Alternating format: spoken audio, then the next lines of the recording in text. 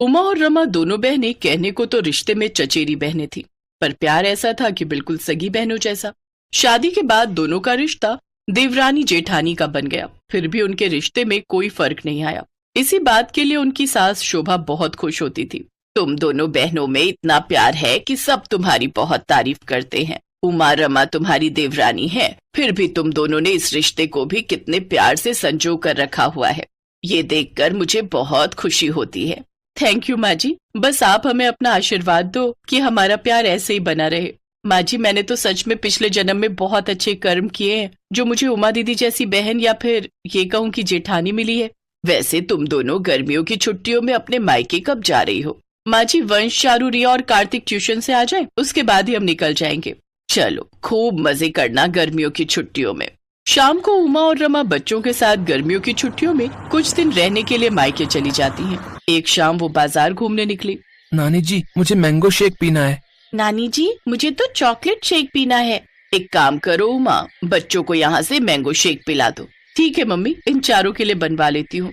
कौन से चार? दो ही तो हैं। रिया और कार्तिक के लिए बनवाने की कोई जरूरत नहीं है, उनके आने से पहले इन्हें जल्दी जल्दी पिला दे। इतने पैसे नहीं है मेरे पास कि मैं उन चारों का बनवाती रहूं, और तू भी उन पर कम ध्यान दिया कर। मम्मी, रिया और कार्तिक हमारे अपने घर के बच्चे हैं, चाची हमारी अपनी है, हमारे अपने घर के बच्चे हैं वो। तुम भी पता नहीं क्या क्या सोचती रहती हो मम्मी। तभी रमा और उसकी मम्मी आ जाते हैं। वंश, चारू, ये लो तुम दोनों की चॉकलेट आइसक्रीम। मैंने सोचा रिया और कार्तिक आइसक्रीम की जिद कर रहे हैं तो तुम दोनों की भी ले लूं। जल्दी से खा लो नहीं तो पिघल जाएगी। हाँ ताई जी, मम्मी बोली कि इन दोनों के लिए भी ले लेते हैं। अरे भाभी, इतनी दूर डॉक्टर की दुकान पर भी गए और आज डॉक्टर की दुकान ही बंद थी, तभी तो आने में देर हो गई। वैसे बिटिया, तुमने बेडशीट खरीद ली? हाँ हाँ, ले ली है चाची जी। यही फर्क था उमा और रमा की मम्मी में, पर उमा ने घर जाकर अपनी मम्मी को समझाया। मम्मी, मेरा और रमा का एक ही मायका है, पापा का और चाचा जी का एक ही काम है, एक ही घर है, फिर ऐसा भेदभाव क्यों मम्मी? आपको पता है आपकी इन बातों का असर बच्चों पर भी पड़ेगा। तभी बाहर से बच्चों की लड़ाई की आवाज आती है। कार्तिक, ये बॉल मेरी नानी ने दिलाई है, तुम अपनी नानी को बोलो ना कि वो तुम्हें ऐसी बड़ी बॉल दिलवाए, मेरी बॉल मत छुओ। कार्तिक, वंश को अपनी बॉल से खेलने दे। देख, हमारी नानी ने हमें कितना सुंदर गेम दिलवाए है। चल हम ये गेम खेलते हैं। अब हम इन दोनों को अपनी नानी का दिया हुआ गेम खेलने ही नहीं देंगे। हाँ चल खेलते हैं। हम भी अपनी नानी जी को बोलते हैं कि वो हमें ऐसा गेम खरीद कर दें। हाँ, अब हम अपना गेम खरीदेंगे। नानी नानी।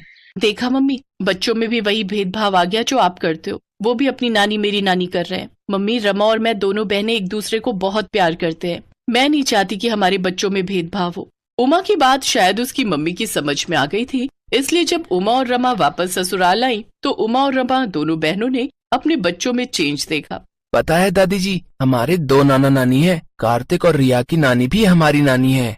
हाँ, और वंश और चारू की नानी हमारी नानी है। ये देखो दादी जी, हमारी बड़ी नानी ने हमें ये वाला गिफ्ट दिया और नानी ने ये वाला। हाँ, और छोटी नानी ने हमें गिफ्ट दिया और नानी ने भी। अरे वाह, तुम सबकी तो दोनों नानी ने बहुत अच्छे अच्छे गिफ्ट दिए हैं। अब तो तुम सबके मजे हैं। तुम्हारी दो दो नानी जो है।